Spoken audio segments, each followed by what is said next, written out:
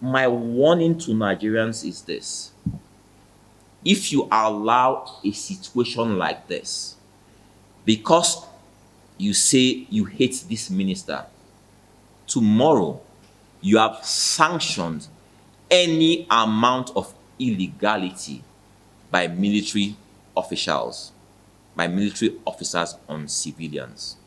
You have sanctioned it. We are in a democracy, a civilian dispensation.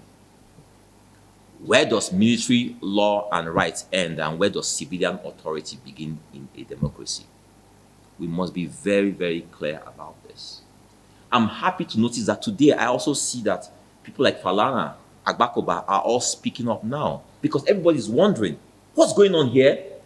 We're all watching when people are celebrating something like this. I'm happy that people are now reacting, because everybody was saying, wait a minute, especially when you see the minister's colleagues all jumping on the bandwagon to say that they're supporting this illegality.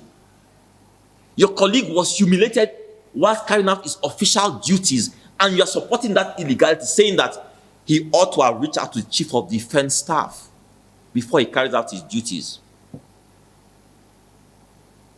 The reality for me is this: I, as maybe Kachikwu, if I was the one in that office and I see all this rubbish going on and there's no official communication from my boss or the presidency on this matter, I would simply have resigned. It's not a do or die affair. I will not stay 1 second and let my colleagues rubbish me, or let a military officer rubbish me in the course of carrying out my official duties. I will not do it. I will never do it. So the president must address this issue immediately. And I will say this very quickly.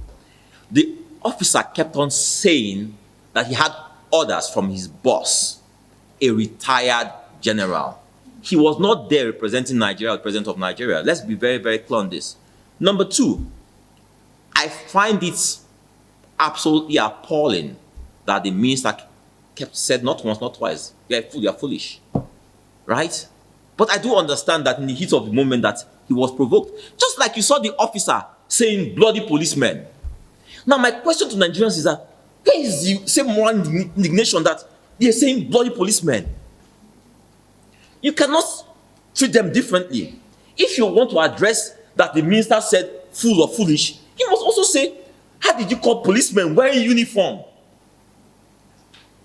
also representing the same president you're calling? Not so, that they call bloody policemen. Let me tell you something.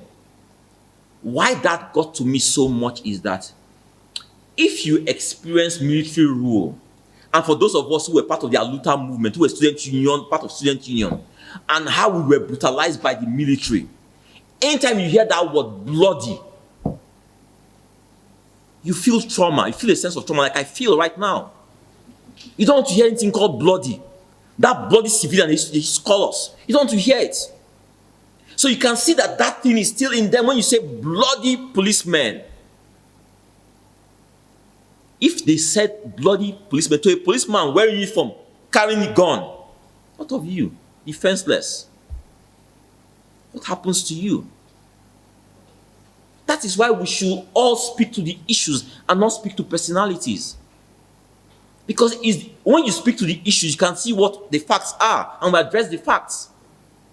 When you say that Mr. Wike was provoked and his reaction, and that officer was also provoked and his reaction when he said bloody policeman. So if you look at the fact that they were provoked in a heated situation, then you can now start looking at the facts properly. But when you start choose Wike said fool, and you leave that someone said bloody policeman, how do you do that? How?